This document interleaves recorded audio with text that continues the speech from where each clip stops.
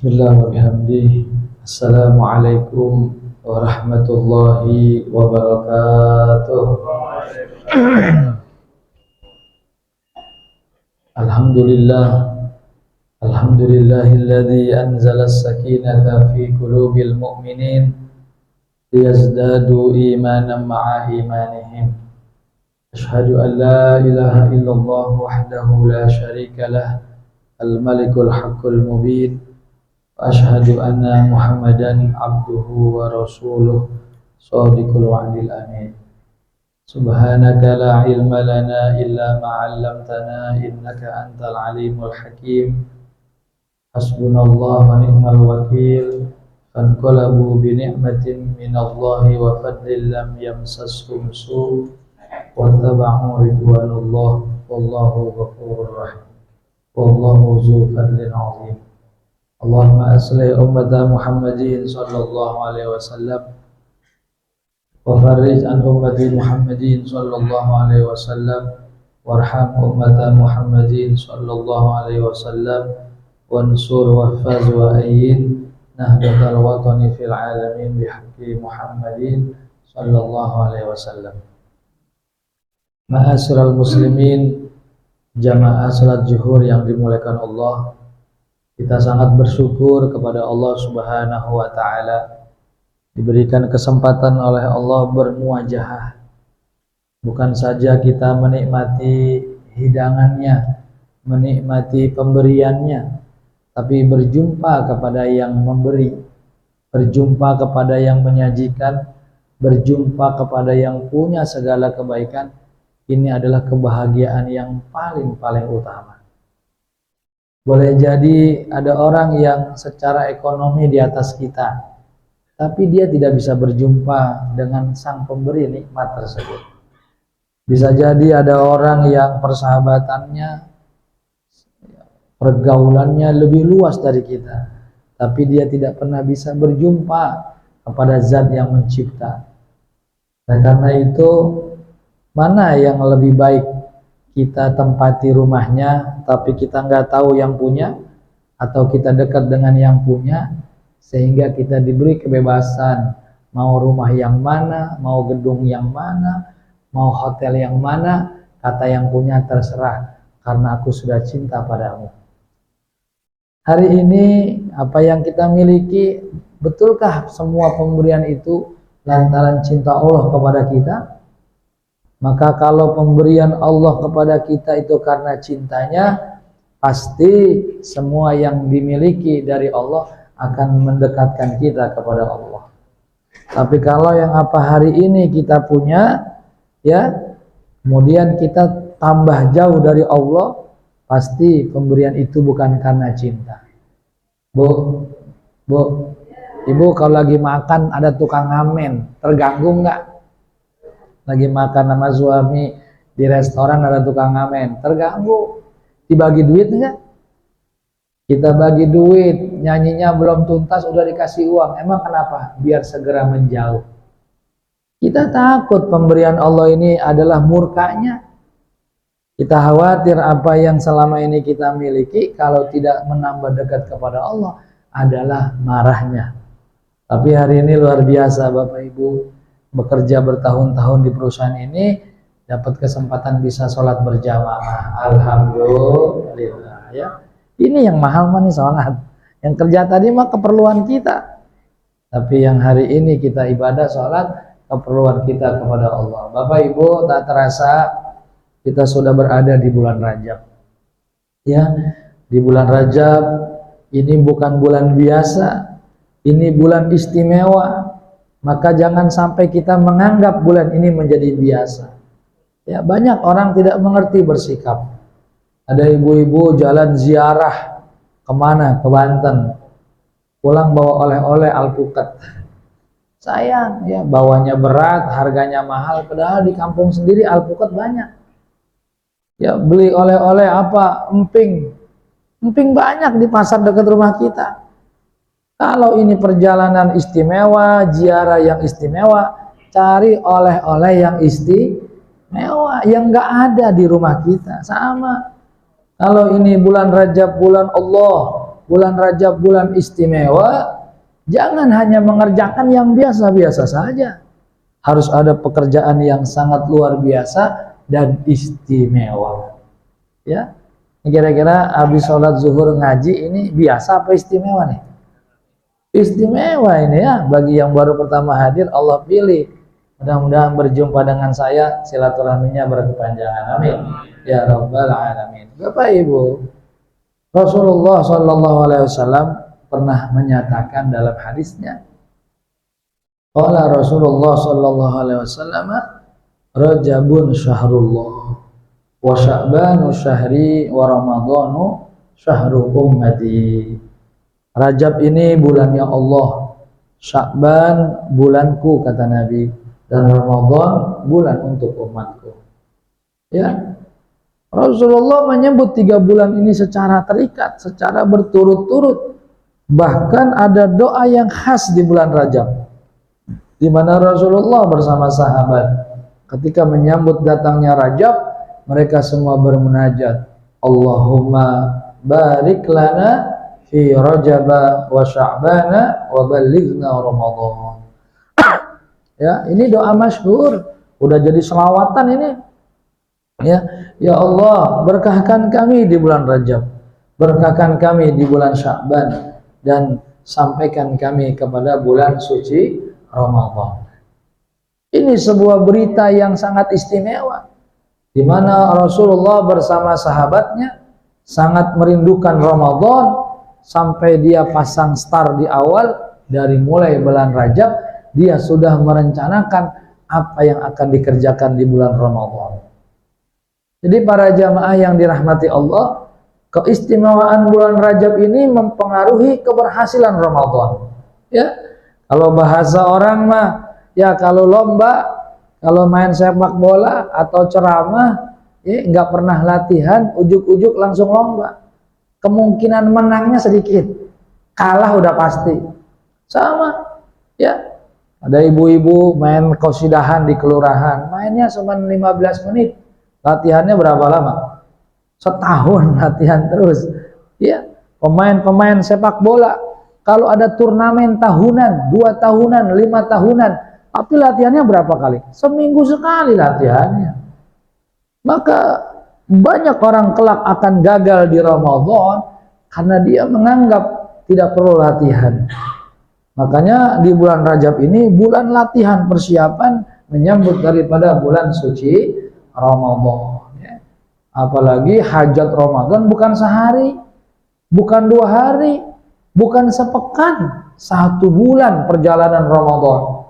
Ya, kalau kurang-kurang latihannya, kurang-kurang amunisinya, baru 3 hari pelurunya udah pada habis. Nah, baru nendang sekali, baru sekali ngejar bola, ngap, langsung duduk gantiin. Dan emang apa nggak kuat? Kenapa? Nggak pernah latihan lari, tiba-tiba ikut main bola. Syukur-syukur nggak bengkak kakinya. Ada orang baru 3 hari Ramadan udah loyo, ada. Kenapa nggak ke musola? Lelah saya, lemah saya. Tapi kalau nggak ke musola, lemah ke musola. Tapi di rumah nggak lemah. Diajak jalan nggak lemah. Ini ada apa? Masyaallah muslimin, ini Rajab mulai diniatin. Makanya cakep banget kalau kita puasa di bulan Rajab.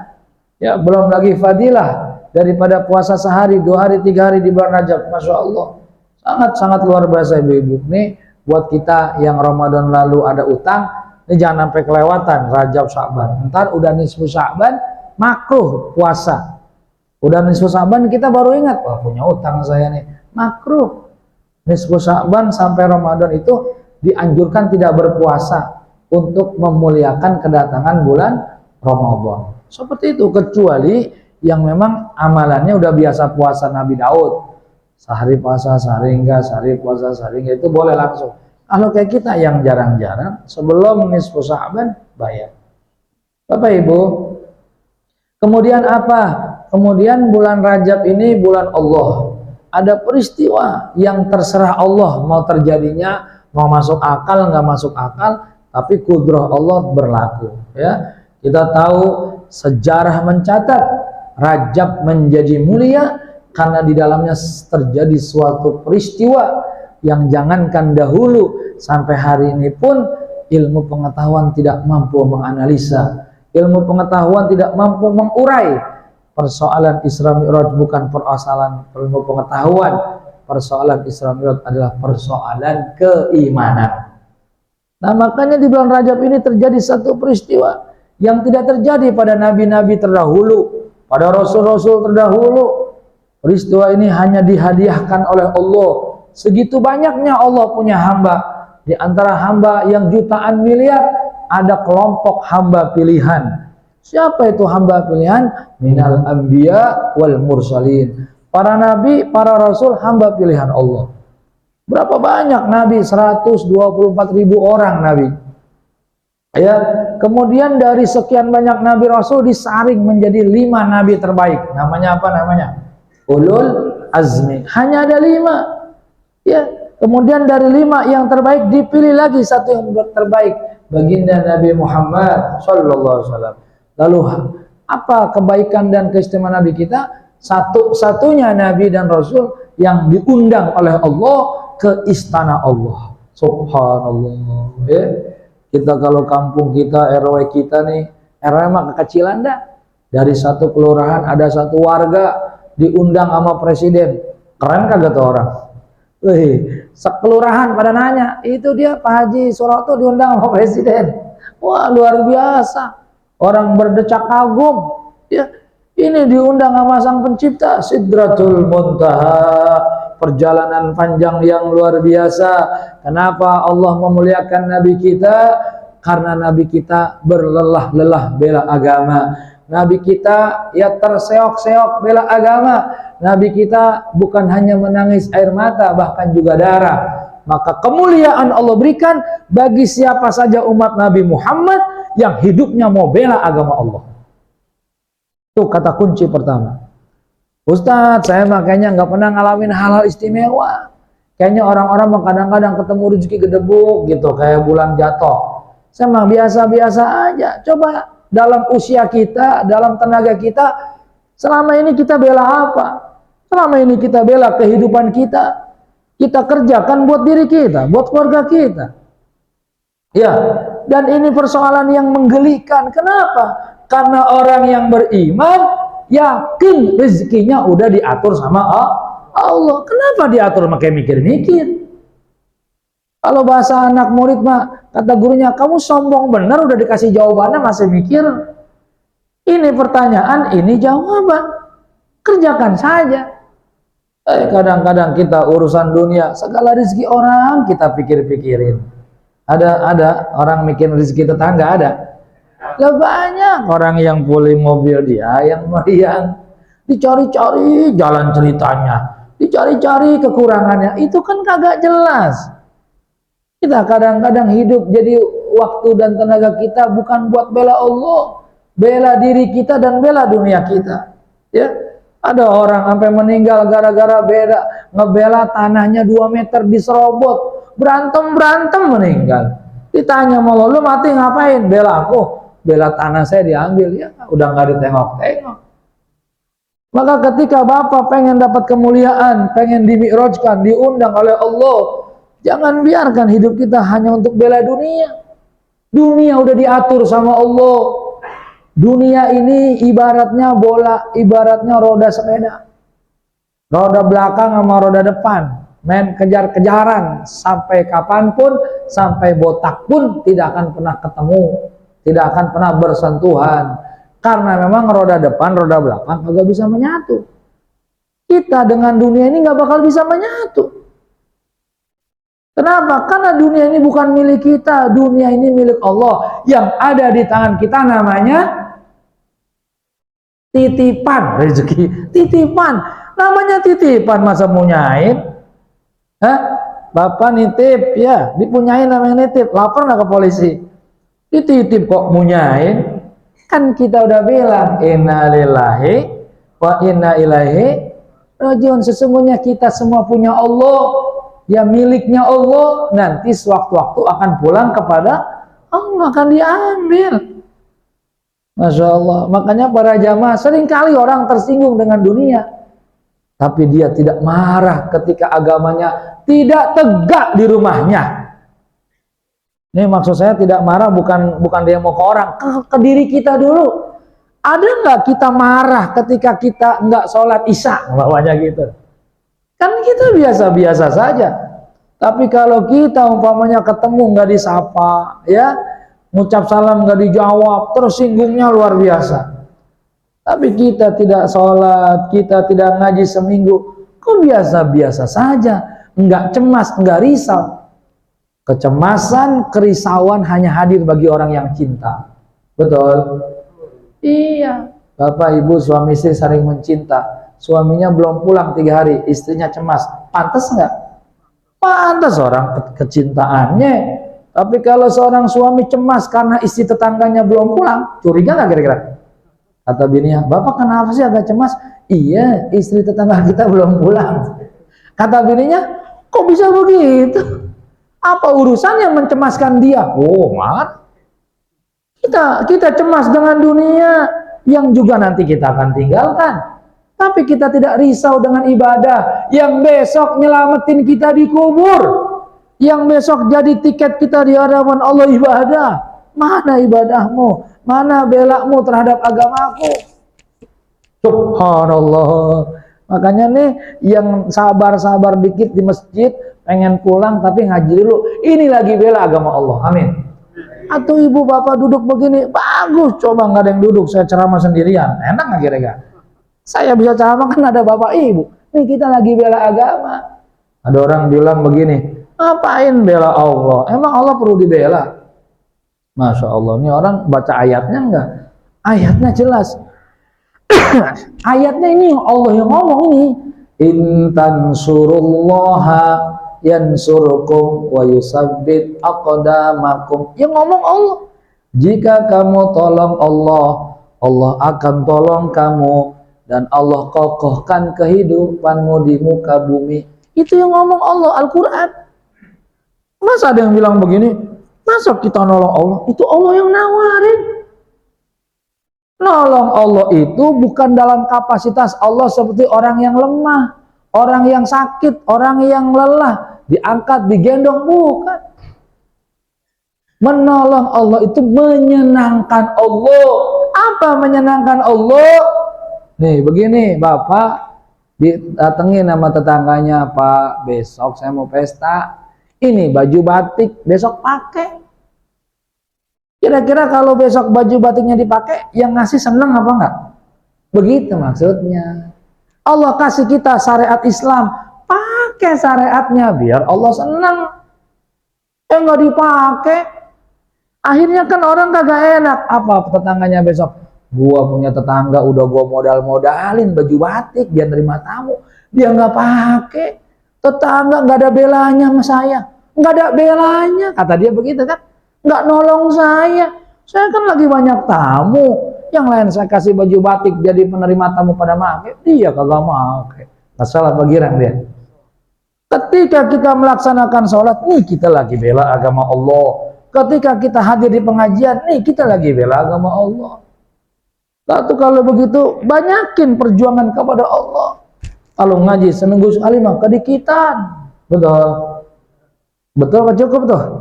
Apalagi ngajinya sebulan sekali. Begitu bulan berikutnya lagi pesta saudara di Jawa, libur dah tuh. Begitu bulan depan hujan rada gede banyak banget, libur lagi. Kapan ngajinya kita? Masyaallah muslimin. Nah, makanya ayo dah nih di bulan Rajab ini cari amalan pekerjaan yang bikin Allah senang. Masyaallah muslimin, di dalam kitab Mukasyafatul Ghulub fi Alamil Ghuyub, Al-Imam Al-Ghazali menyitir ya para pandangan ulama-ulama khos yang menyatakan bahwa Rajabun mustaq ya diambil dengan makna mana roh, namanya rahmatullah. Rohnya itu rahmatullah, kasih sayang Allah. Kemudian jimnya jarmul abdi. Apa itu jarmul abdi? Kesalahan hamba-hamba, ya kekurangan, kemaksiatan.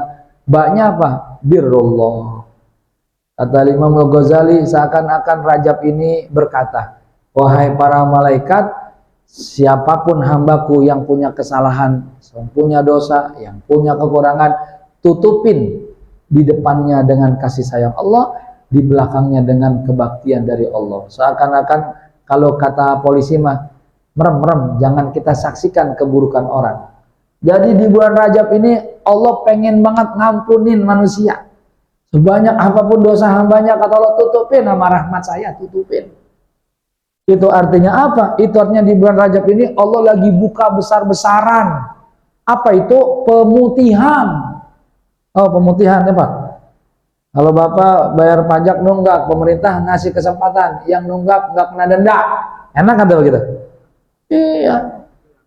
Adjudikasi kalau di kelurahan, siapa warga yang nggak punya surat tanah, sekarang pemerintah lagi buka pintu, bikin surat tanah tanpa biaya.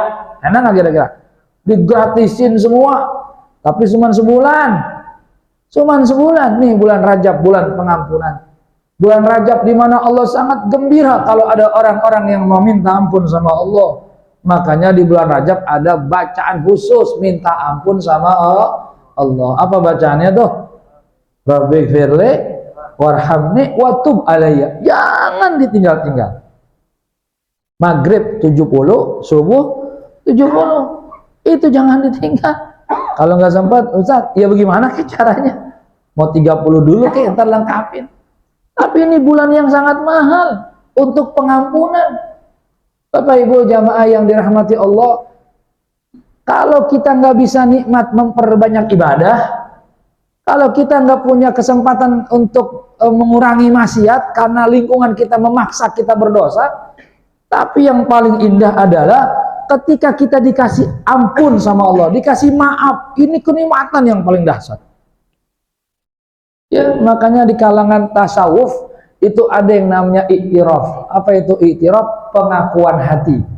Ya, Bapak Ibu, kalau kita ngomong nih pelan-pelan, alhamdulillah Ustaz, saya mau udah haji, udah 3 kali, saya juga udah umroh, saya juga puasa Senin Kemis, saya juga santunan. Saya mau tanya, Bapak Ibu, kalau semua amal ibadah kita kumpulin, bisa nggak dengan amal ibadah itu kita beli surganya Allah? Nggak bisa. Jangankan surga Allah, nikmat Allah yang dari kita lahir sampai sekarang, kita bayar pakai sholat kita, nggak kebayar.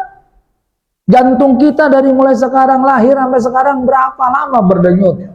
Minuman yang kita terguk, makanan yang kita masuk, pandangan yang kita nikmati, suara irama yang kita luar biasa kita gandrungi, semua nikmat-nikmat tersebut, kalaupun harus kita bayar dengan ibadah kita, belum sanggup ibadah kita membayar daripada semua nikmat. Oh, makanya orang-orang yang udah hatinya bersih ngomongnya begitu. Apa dia bilang? Ilahilas tulil firadaw se'ahla. Ngaku, wahai Tuhanku, rasanya aku nggak pantas masuk ke surgamu. Padahal udah ahli ibadah, tapi ngaku nggak pantas. Terus apa? Wala aqwa ala naril jahimi. Tapi saya juga kayaknya nggak kuat kalau masuk neraka, nggak kuat. Saya bingung ya Allah, cuman pinta saya satu, pinta saya hanya satu. Habli taubatan wa ghfir dunubi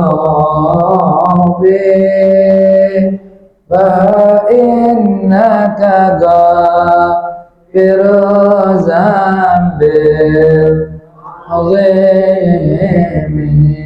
Ya Allah, kalau ibadah saya mah kayaknya nggak bisa nganterin saya ke surga. Tapi kalau dosa saya sampai masuk neraka, nggak kuat saya masuk neraka. Pokoknya mas sekarang cuma satu, berikan kesempatan saya bertaubat, ampunin dosa-dosa saya, ntar mah masuk kemana terserah engkau ya Allah. Begitu tuh. Itu orang-orang yang bermakrifat, salah satunya ahli sufi wanita, Rabi'ah al-Adawiyah. Apa kata dia? Ya Allah, kalau aku ibadah karena mengharap surgamu, tutup surgamu, biar aku tidak masuk ke surgamu. Tapi kalau aku beribadah karena takut nerakamu, buka pintunya biar aku masuk neraka. Tapi sesungguhnya aku ibadah karena cinta padamu ya Allah. Terserah kamu ya Allah. Saya mau taruh di mana aja saya redho. Subhanallah. Ya kalau Allah naruh kekasihnya ilokan di neraka, ya enggak? Iya itu kan cinta. Nih Rajab ini tempat kita banyak memohon ampun kepada Allah. Yang kedua apa bacaannya? Sayyidul Istighfar. Bisa Pak baca istighfar? Bisa? Ya kita baca bareng-bareng.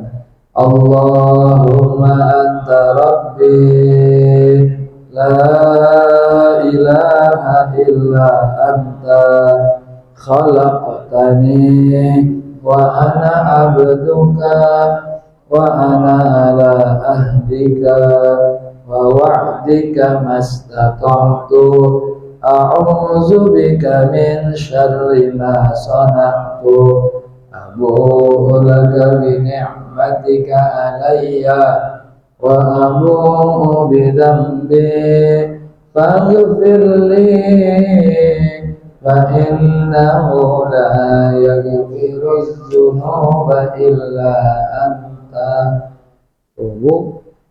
Pak, itu yang paling dahsyat.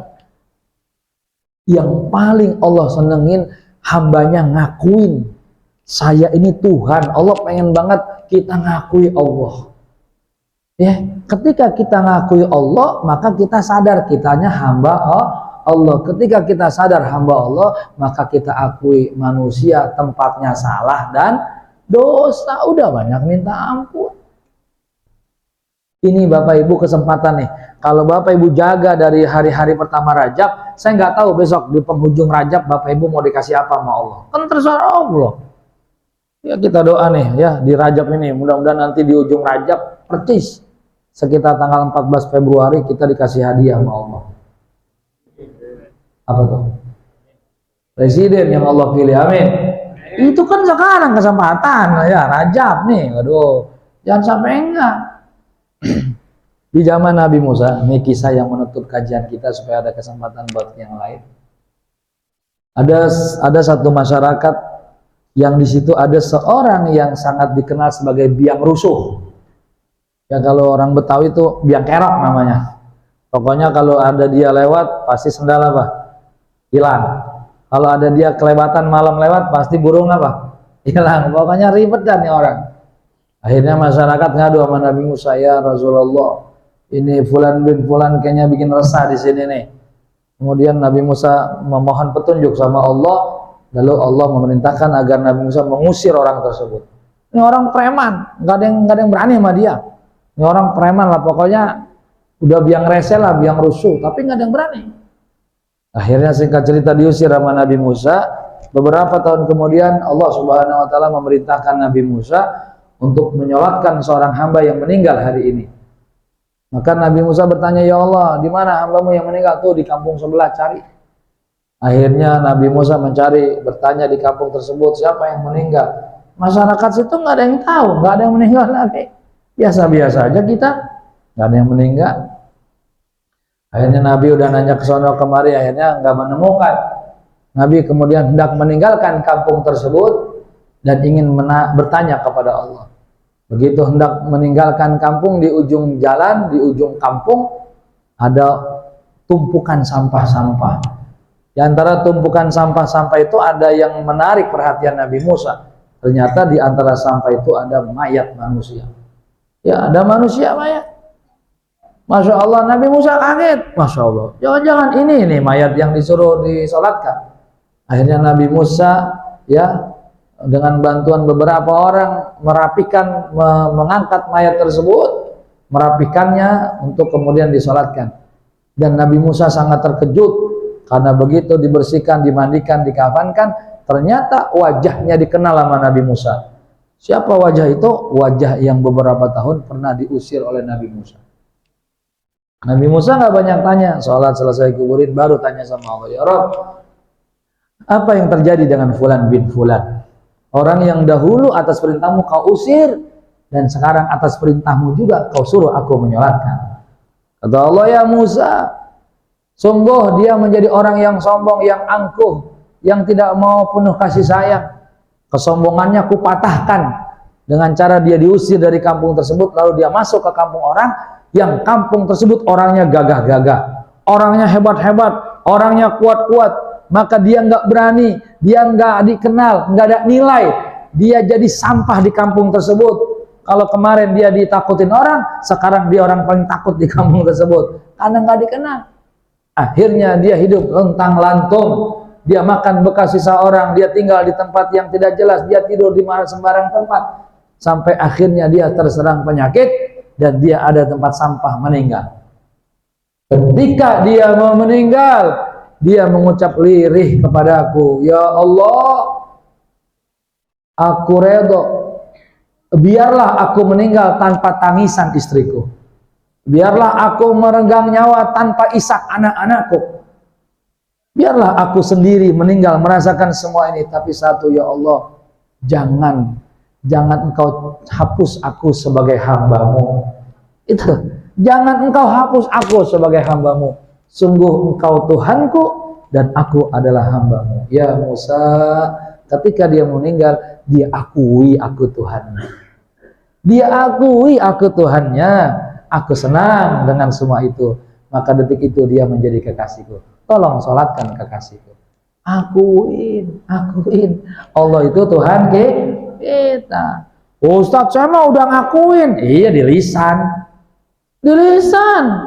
Coba kalau lempengan lagi ngaji, tiba-tiba ada yang ngajak kondangan, ada yang ngajak jalan, ada yang ngajak traktir. Mana coba kira-kira yang dipenuhin? Alhamdulillah. Nih, sekarang saya tanya, Bapak lagi ngobrol nih, ya, atau lagi ngitung duit banyak, habis maghrib, datang aja Nisa. Ini standar. Ya, kira-kira kita tinggalin dulu sholat apa tanggung rapin hitungan duit nih? Tanggung dong, kan Nisa panjang waktunya.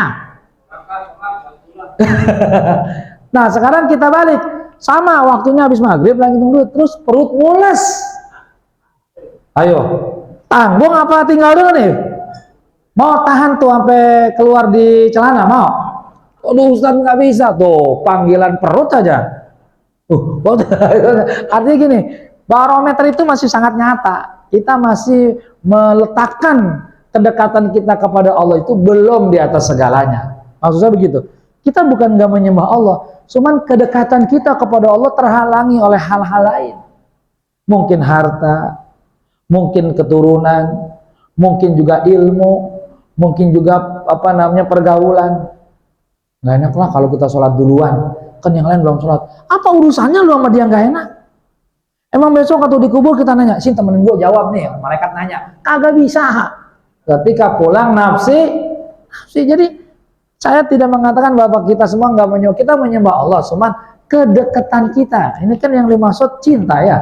Semua kita kan kenal, tapi kan nggak semua cinta, betul Pak Haji ya? Iya. Kalau udah cinta udah pasti kenal. Kalau orang kenal kan belum tentu cinta. Nah, apalagi baru sekedar butuh. Takutnya kita sama Allah hanya butuh, bukan cinta. Ya kalau butuh ya kayak istri kita mau tukang sayur, dia akan mengeluh, wah tukang sayur sakit. Emang apa? Kata kita, iya nih mau belanja. Berarti keberadaan itu hanya butuh. Ketika sakit nggak risau, nggak cemas, kan masih banyak tukang sayur yang lain. Tapi kalau istri kita merenung, apa sih Bu? Ini tukang sayur nggak lewat-lewat. Ya udah belanja sama yang lain, enggak sama dia aja. Curiga lama-lama lakinya. Emang yang lain kenapa? Yang memang nggak nyolek-nyolek, dia mah nyolek-nyolek. Wah, ribut. Jadi antara kebutuhan dan cinta. Mudah-mudahan Bapak Ibu kita semua dibingkai cinta sama Allah. Amin. Bisa istiqomah sholat berjamaah. Kalau ada guru dari mana-mana jadwalnya, tolong kita simak, kita ikutin. Karena dengan kita menghadirkan diri saja, guru-guru yang datang dari jauh merasa apa? Merasa bahagia disambut. Ya insya Allah kita akan ikuti Rajab ini dengan segala kebaikan. Jangan lupa pagi sore Rabbik firli warhamni watub alaya 70. Terus Sayyidul Istighfar silahkan dibaca. Bisa juga Sayyidul Istighfar dibaca saat sujud terakhir sholat taubat. Ya. Terus kalau bisa puasa, dan nggak apa-apa puasa hanya sekali dari 1 bulan nggak apa-apa. Artinya ini puasa sunnah ya. Pokoknya sekali saja sudah alhamdulillah, apalagi bisa 2 kali, 3 kali. Terus kalau ada undangan-undangan doa ya di malam-malam ini Allah mengabul semua doa-doa. Ya bil khusus kemarin doa malam pertama bulan Rajab tuh mustajab.